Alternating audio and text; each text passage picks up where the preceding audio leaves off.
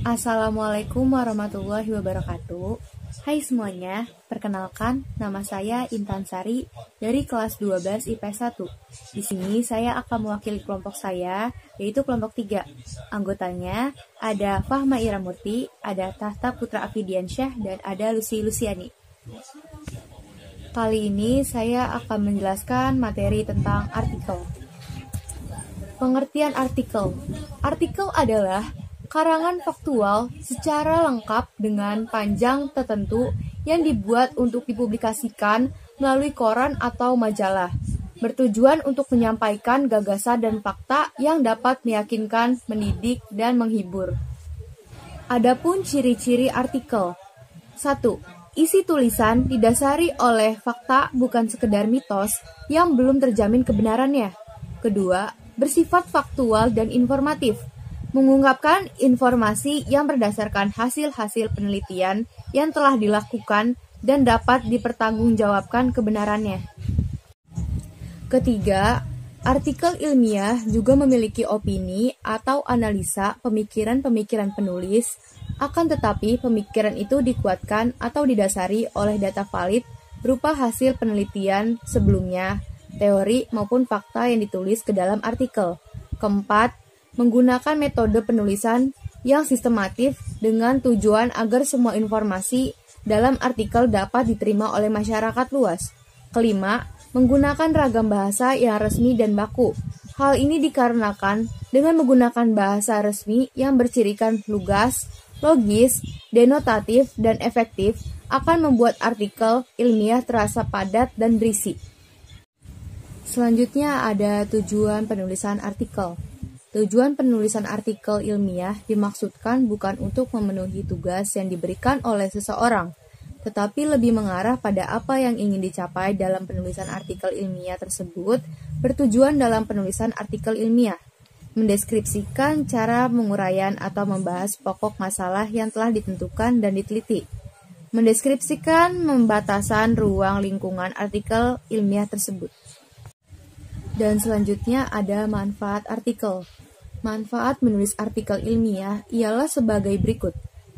Sarana untuk menyampaikan ide penulis dalam menggunakan pengembangan daya imajinatif serta kreatif. Berpikir sistematif serta berbahasa secara tertib dan teratur. Memahami tujuan menulis yang nantinya akan mampu menguasai kompetensi menulis yang harus dicapai. Sebagai sarana publikasi hasil pemikiran secara ilmiah melalui jurnal ilmiah, memberi dampak akademis bagi pembaca. Selanjutnya ada jenis-jenis artikel. Adapun jenis-jenis artikel diantaranya 1. Narasi. Secara sederhana, narasi dikenal sebagai cerita. Pada narasi terdapat peristiwa atau kejadian dalam satu urutan waktu. Di dalam kejadian itu ada pula tokoh yang menghadapi suatu konflik. Narasi dapat berupa berisi fakta atau fiksi. Kedua, deskripsi.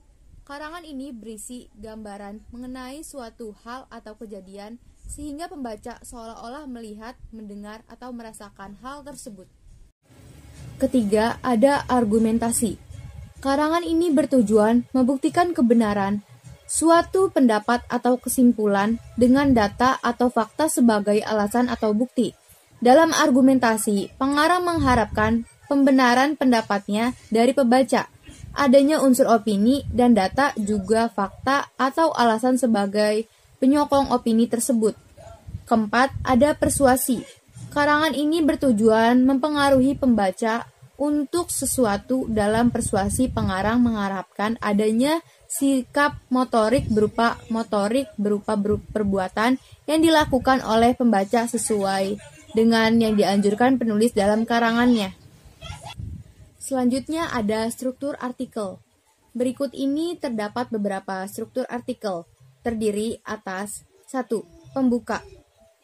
Pembuka adalah alinea pertama pada awal sebuah artikel, terdiri atas prolog, lead, intro, atau teras, yang umumnya disebut dengan pembuka.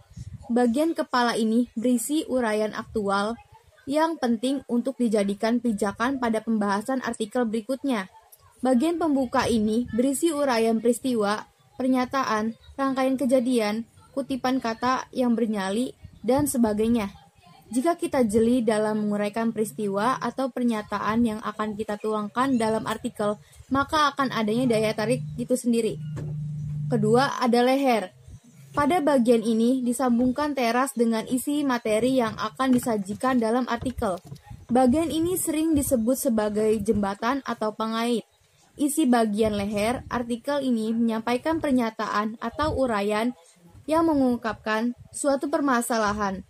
Jelasnya, bagian ini menghubungkan antara kepala dengan perut artikel yang kita rencanakan. Ketiga, ada isi atau tubuh. Bagian isi artikel merupakan bagian yang paling penting dalam proses penulisan artikel, karena di bagian inilah segala permasalahan dituangkan. Bagian ini berupa uraian eksplanasi. Caranya dengan mengungkapkan permasalahan yang ingin dikupas. Usahakan tetap terjaga fokusnya, jangan sampai keluar dari fokus permasalahan. Keempat, ada alinea penutup. Bagian akhir dari artikel biasanya disebut antiklimaks, kaki atau ending dari suatu artikel. Bagian ini berisi kalimat kunci yang merangkumkan pembahasan dalam bentuk kesimpulannya yang ringkas dan jelas. Dalam pembuatan ending yang baik, kita harus mengaitkan kembali teras, prolog, isi, dan materi artikel dengan runtun agar tercapai suatu kesatuan yang utuh. Jangan mengakhiri penulisan artikel dengan simpulan yang bernada normatif, umum, atau menggurui. Yang terakhir ada contoh artikel. Pernahkah Anda bertanya-tanya, penyebab blog Anda sepi pengunjung, sedangkan keadaan blog sudah cukup kaya konten? Anda sudah rajin menerbitkan konten secara teratur, tetapi tak peduli berapa keras Anda melakukannya, trafik blog tak kunjung menunjukkan peningkatan.